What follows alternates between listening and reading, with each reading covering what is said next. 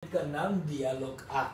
Nanti Bapak Ibu lihat di buku anak-anaknya masih mengenai cuaca, weather, ya. Oke, ini dialog atau istilahnya percakapan melalui surat elektronik atau email antara Emma dan Molly. Oke, mungkin ini sahabat pena yang berinteraksi atau berteman melalui media sosial atau sosial media. Oke. Emma duluan yang menyapa.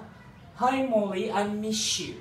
Nah, di sini saya juga menekankan kepada Bapak Ibu kata-kata yang memang harus dijelaskan atau kosakata yang harus dijelaskan kepada anak didiknya biar tambah terus kosakatanya, ya.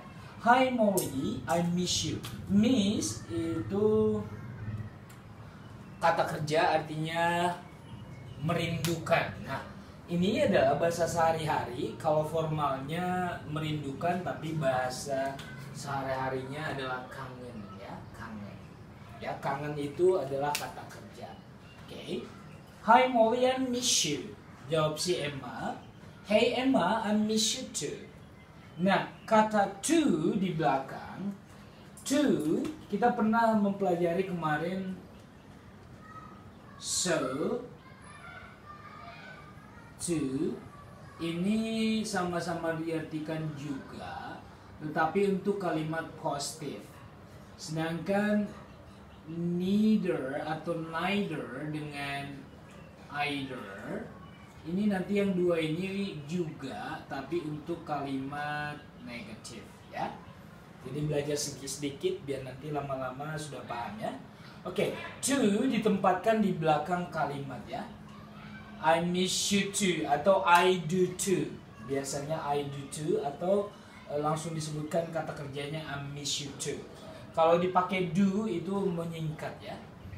I miss you too. Contohnya I love you, I love you, I love you too atau I do too, ya.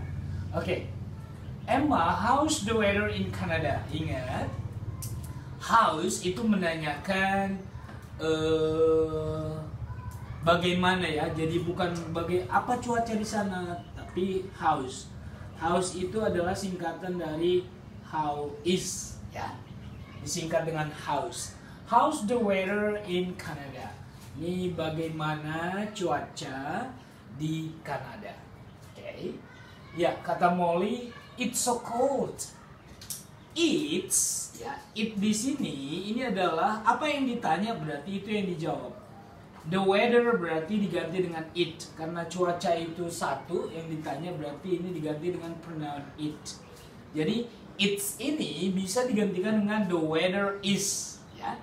It, sedangkan it's itu adalah singkatan dari it is, ya.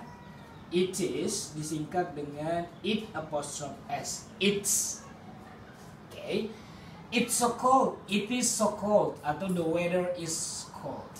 Jadi it itu adalah pengganti dari kata cuaca. Tapi di bahasa Indonesia tidak kita terjemahkan itu sangat dingin. Tapi kita lebih menyebutkan bendanya lagi, ya. Cuacanya sangat dingin. Bagaimana cuaca di Kanada? Cuacanya sangat dingin. Sedangkan di bahasa Inggris tidak perlu bertele-tele, sedangkan itulah fungsinya pronoun, ya. Kata ganti benda. Kalau bendanya sudah disebutkan di awal, itu nanti setelah bendanya itu nanti diganti dengan pronoun, ya. Oke, contohnya gini. Saya punya kucing di rumah. I have a cat in my house, ya. It is brown. Kucing itu berwarna coklat. Jadi bukan the cat, bukan, tapi diganti dengan it. Tapi di bahasa Indonesia kita tidak terjemahkan itu berwarna coklat. Tidak natural, tidak dengar natural. Nah, itulah fungsinya pronoun. Jadi it ini berasal dari kata the weather. Karena weather itu bendanya satu, kita gantilah pronounnya menjadi it. Kalau di sini nanti Maria, kita ganti di sini she. Kalau di sini the people atau Maria and Mario atau Maria and Emma, di sini jadi they, ya. Oke, seperti itu, ya. It's so cold, ya. Kita tambah kosakatanya cold itu dingin, ya. Apa bedanya cold dengan cool? Cool itu segar, seperti yang sering kita lihat di AC. Cool itu segar, kalau cold dingin, ya. It's also very wet. It ini tetap menggantikan the weather. The weather is also very wet. Nah, di bahasa Indonesia tidak diterjemahkan cuacanya sangat dingin, cuacanya sangat basah. Kita gabung aja langsung. Cuacanya sangat dingin dan juga basah. Basah di sini artinya sering datang hujan, ya. Oke. It's very hot and sunny. Nah, kita tambah lagi kosakata hot and sunny.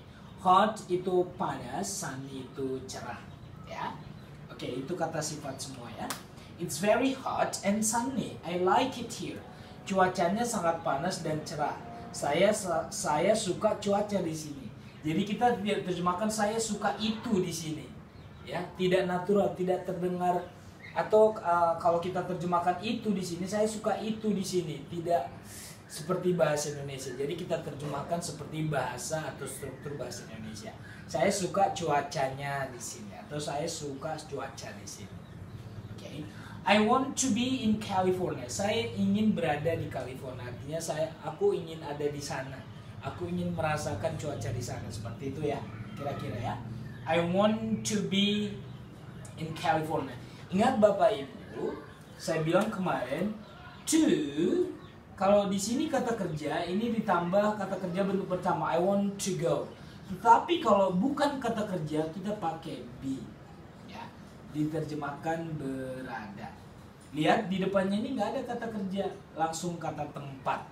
Berarti I want to be. Bukan I want to in California, tapi I want to be in California. Be ini, ya, be ini dipakai ketika di depannya bukan kata kerja. Saya ingin menjadi seorang dokter. I want to be a doctor someday. Bukan I want to doctor, tapi I want to be a doctor. Kalau ada kata kerja, saya ingin pergi, I want to go. Saya ingin makan, I want to eat. Saya ingin minum, I want to drink. Jadi kalau dia kata kerja langsung to tambah kata kerja. Tapi kalau bukan kata kerja kita pakai be. Oke. Ya, I have to go eating. Lihat di sini. I have to ini sama pengertiannya kalau diterjemahkan harus. Tetapi have to dengan must itu berbeda meaningnya. Sama-sama diterjemahkan harus, tapi have to itu keinginan dari diri sendiri. Tapi kalau must, cara tidak langsung paksaan dari orang lain yang harus kita lakukan. Saya harus bayar pajak. I must pay the tax. Tapi kalau saya harus pergi ke sekolah, I have to go to school. Karena keinginan diri sendiri. Oke.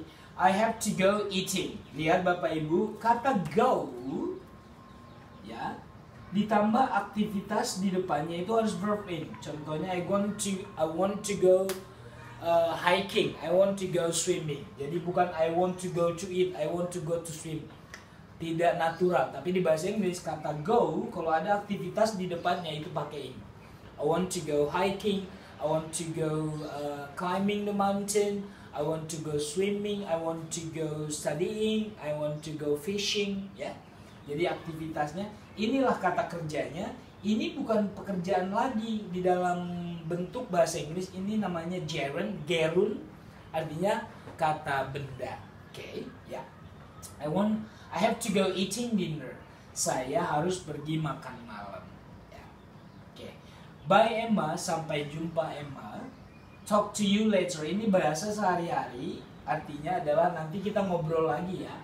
Talk artinya bicara. Bicara ke kamu nanti, kan tidak enak atau tidak natural diterjemahkan ke bahasa Indonesia. Berbicara ke kamu nanti Molly. Bukan. Kita terjemahkan nanti kita ngobrol lagi ya. Seperti itu. Jadi cara-cara menerjemahkan untuk bahasa Inggris ke bahasa Indonesia kita belajar sedikit demi sedikit.